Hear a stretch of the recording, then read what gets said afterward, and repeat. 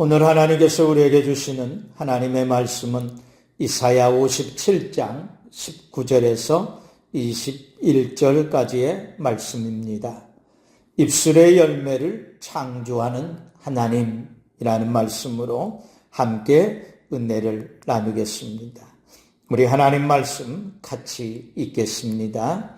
입술의 열매를 창조하는 자 여호와가 말하노라.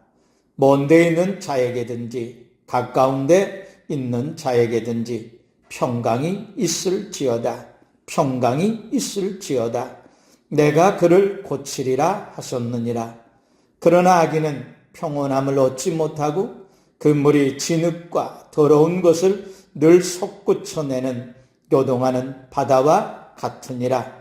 내 하나님의 말씀에 악인에게는 평강이 없다 하셨느니라. 아멘. 교회 다니는 사람이라면 하나님께서 말씀으로 우주 만물을 창조하셨다는 것은 모두가 다 알고 있는 진리입니다. 그 진리는 믿는 성도들에게 있어 말의 힘이 얼마나 크고 강한지를 알게 합니다. 또한 하나님은 그 말씀으로 지금 세상을 다스리고 계신다 말씀합니다. 우리는 말로 모든 것을 다 합니다.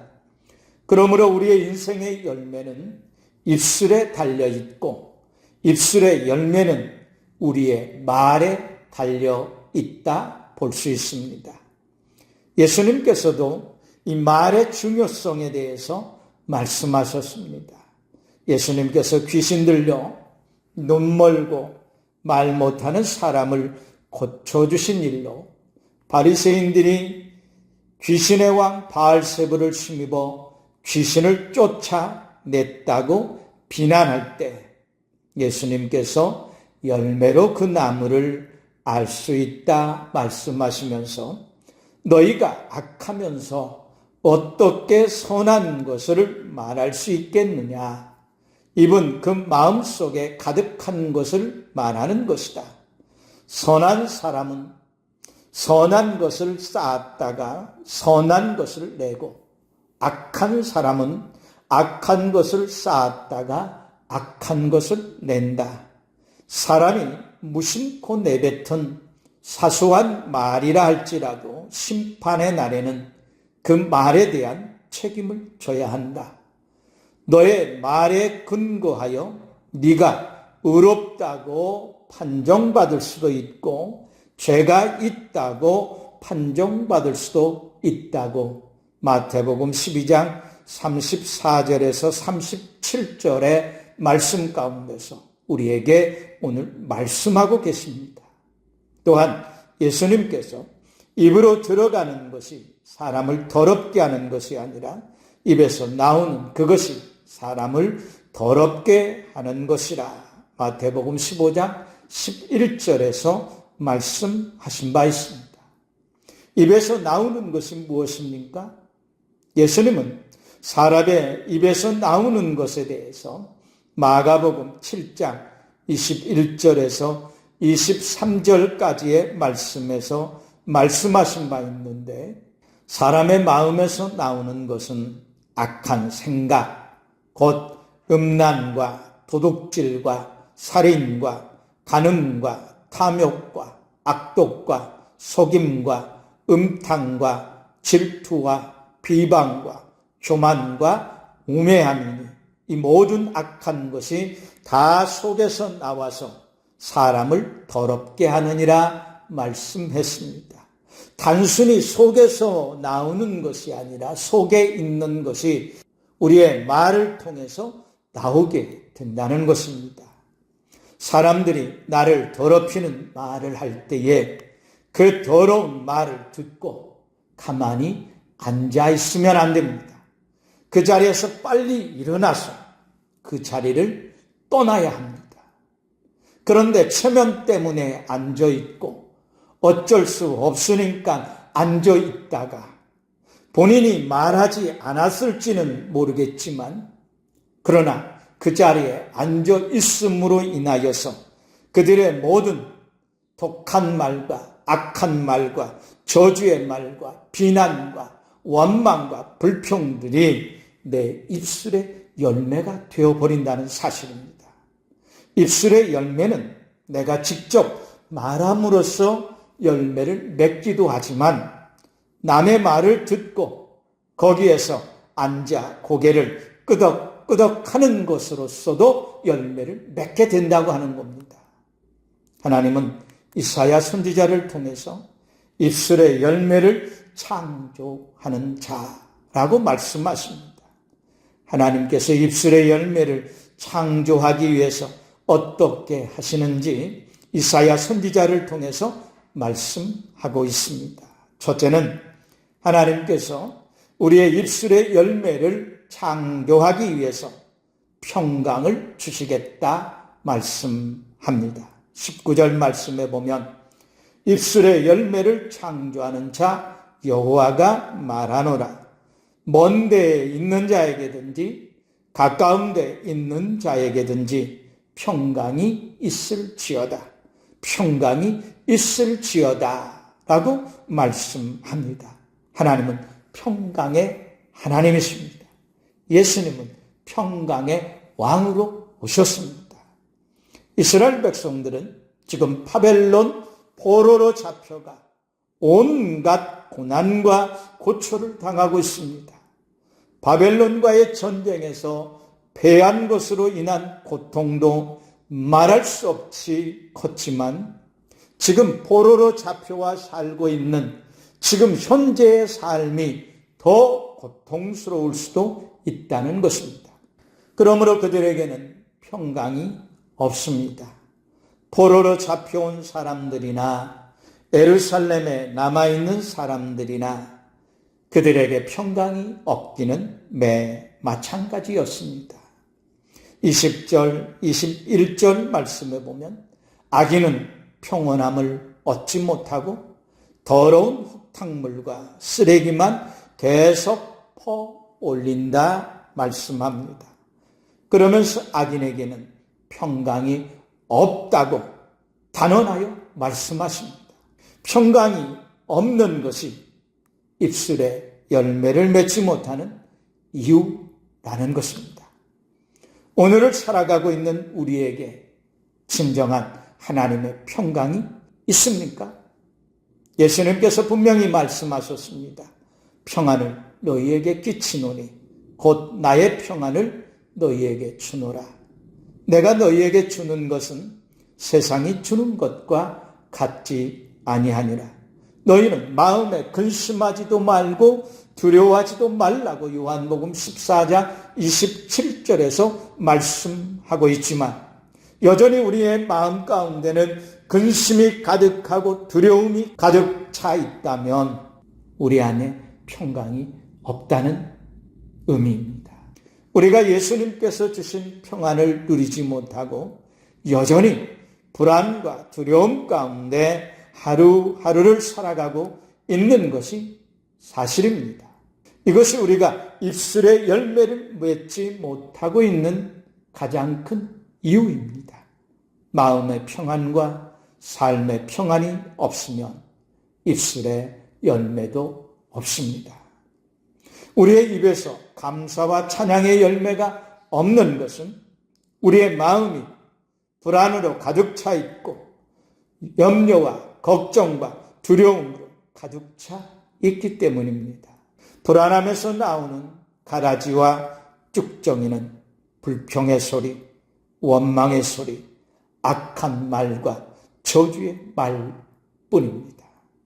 그러므로 하나님께서 우리 입술의 열매를 창조하기 위해서는 우리의 몸과 마음과 영이 평안하여야만 하는 겁니다. 예수님께서 말씀하셨습니다.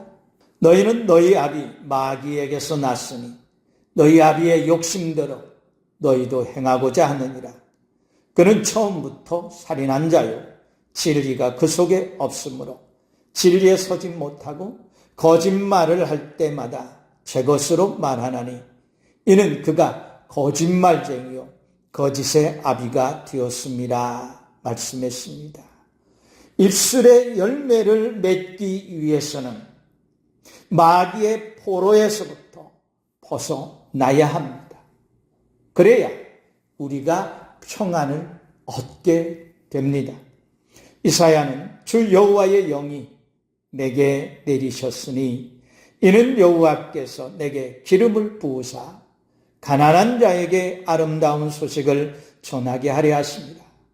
나를 보내사 마음이 상한 자를 고치고 포로된 자에게 자유를, 갇힌 자에게 노임을 선포하며 여호와의 은혜의 해와 우리 하나님의 보복의 날을 선포하여 모든 슬픈 자를 위로하되 무릇 시온에서 슬퍼하는 자에게 화관을 주어 그 죄를 대신하며 기쁨의 기름으로 그 슬픔을 대신하며 찬송의 옷으로 그 근심을 대신하시고 그들이 의의 나무 곧 여호와께서 심으신 그 영광을 나타낼 자라 일컬음을 받게 하려 하심이라. 이사야 61장 1절에서 말씀하고 있습니다. 예수님은 이 이사야 선지자의 예언을 온전히 이루셨습니다. 요한복음 16장 33절에 보면 이것을 너희에게 이르는 것은 너희로 내 안에서 평안을 누리게 하려 함이라. 세상에서는 너희가 환난을 당하나 담대하라. 내가 세상을 이기었노라 말씀하셨습니다. 평안은 이기는 자의 것입니다. 예수님께서 마귀와 마귀의 일을 멸하시고 승리하심으로써 우리가 평안을 얻게 된 것입니다. 그래서 바울은 에베소 2장 16절에서 18절 말씀 가운데 이렇게 말씀합니다. 십자가로 이 둘을 한 몸으로 하나님과 화목하게 하려 하십니다. 원수된 것은 십자가로 소멸하시고 또 오셔서 먼 데 있는 너희에게 평안을 전하시고 가까운 데 있는 자들에게 평안을 전하셨으니 이는 그로 말미암아 우리 둘이 한 성령 안에서 아버지께 나아감을 얻게 하려 하심이라 말씀했습니다. 요한은 요한일서 3장 8절에서 죄를 짓는 자마다 마귀에게 속하나니 마귀는 처음부터 범죄함이라. 하나님의 아들이 나타나신 것은 마귀의 일을 멸하려 하심이라 말씀했습니다. 그래서 하나님은 예수 그리스도 안에서 이미 모든 원수 마귀 사단 우리의 대적들을 다 멸하시고 승리하셨기에 먼 데에 있는 자들이든지 가까운 데에 있는 자들이든지 평강이 있을지어다, 평강이 있을지어다 라고 말씀하고 계시는 겁니다. 그러므로 우리는 먼저 예수 그리스도께서 십자가의 죽으심과 부활을 통해서 마귀를 멸하시고 승리하신 예수 그리스도를 기뻐하고 찬양하며 예수 그리스도께서 말씀하시고 약속하신 평안을 누림으로써 하나님께서 우리의 입술에 열매를 맺게 하시는 우리 성도님들이 되시기를 간절히 축복합니다. 둘째는 하나님께서 입술의 열매를 창조하기 위해서 고치시겠다 말씀하신다는 겁니다. 19절 말씀에 보면 입술의 열매를 창조하는 자 여호와가 말하노라 내가 그를 고치리라 말씀하셨습니다. 하나님께서 고쳐주시겠다고 하는 것이 무엇입니까? 앞에 나오는 17절, 18절 말씀에 보면 그의 탐심의 죄악으로 말미암아 내가 노하여 그를 쳤으며 또 내 얼굴을 가리고 노하였으나 그가 아직도 패역하여 자기 마음의 길로 걸어가도다. 내가 그의 길을 보았은즉 그를 고쳐줄 것이라. 그를 인도하여 그와 그를 슬퍼하는 자에게 위로를 다시 얻게 하리라 말씀하셨습니다. 하나님께서 이스라엘 백성들을 치신 것은 그들의 죄악과 탐욕 때문이었다. 분명히 밝히 말씀하십니다. 그들이 하나님을 떠나 자기 마음대로 살았기 때문에 하나님께서도 그들에게서 떠나 하나님의 얼굴을 감추셨다 말씀합니다. 그런데 이스라엘 백성들은 악한 짓을 버리지 않았고 하나님을 거역하고 자기들 마음에 내키는 길로 가버렸다 말씀합니다. 하나님은 그 모든 것을 다 알고 있음에도 불구하고 하나님께서 그런 이스라엘을 다시 고쳐주시겠다 말씀하십니다. 그들을 좋은 대로 이끌어주고 그들을 도와주고 슬퍼하는 자들을 위로해 주겠다 말씀하십니다. 호세아 선지자도 오라 우리가 여호와께로 돌아가자. 여호와께서 우리를 찢으셨으나 도로 낫게 하실 것이요 우리를 치셨으나 싸매어 주실 것입니다. 여호와께서 이틀 후에 우리를 살리시며 셋째 날에 우리를 일으키시리니 우리가 그의 앞에서 살아나리라. 그러므로 우리가 여호와를 알자. 심써 여호와를 알자고 호세아 6장 1절에서 말씀하고 있는 겁니다. 이 비밀을 안 다윗은 시편 41편 4절에서 내가 말하기를 여호와여 내게 은혜를 베푸소서. 내가 주께 범죄하였사오니 나를 고치소서 하고 기도합니다. 그리고 이렇게 입술의 열매를 맺습니다. 시편 103편 1절에서 5절 말씀에 보면 내 영혼아 여호와를 송축하라. 내 속에 있는 것들아 다 그의 거룩한 이름을 송축하라. 내 영혼아 여호와를 송축하며 그의 모든 은택을 잊지 말지어다. 그가 너의 모든 죄악을 사하시며 너의 모든 병을 고치시며 너의 생명을 파멸해서 속량하시고 인자와 긍휼로 관을 씌우시며 좋은 것으로 너의 소원을 만족하게 하사 내 청춘을 독수리같이 새롭게 하시는도다 라고 입술의 열매를 고백합니다. 입술의 열매를 창조하신 하나님께서 다윗으로 감사와 찬양의 열매를 맺게 하신 겁니다. 이사야가 우시야 왕이 죽던 해에 하루는 주님께서 높이 들린 보좌에 앉아 계시는 것을 보았는데 주님의 옷자락이 성전을 가득 채우고 있었습니다. 스락들이 서로 화답하면서 거룩하다 거룩하다 만군의 여호와여 그의 영광이 온 땅에 충만하시도다 라고 할 때 이사야는 화로다 나여 망하게 되었도다. 나는 입술이 부정한 사람이요 나는 입술이 부정한 백성 중에 거주하면서 만군의 여호와이신 왕을 배웠음이로다 라고 탄식을 합니다. 그때 스랍 중에 하나가 부젓가락으로 제단에서 집은 핀 숯을 손에 가지고 날아와서 이사야의 입술에 대며 이것이 너의 입에 닿았으니 너의 악이 제하여졌고 너의 죄가 사하여졌느니라 말씀했습니다. 악이 사하여졌고 죄가 사하여졌다는 것은 하나님께서 이사야의 부정한 입술을 깨끗하게 고쳐주셨다는 겁니다. 이사야의 부정한 입술이 깨끗하게 되자 가장 먼저 이사야에게서 나타난 기적은 그에게 하나님의 목소리가 들렸다는 것입니다. 이사야 6장 8절에 보면 내가 또 주의 목소리를 들으니 주께서 이르시되 내가 누구를 보내며 누가 우리를 위하여 갈고 하시니 그때 내가 이르되 내가 여기 있나이다 나를 보내소서라고 이사야가 말씀합니다.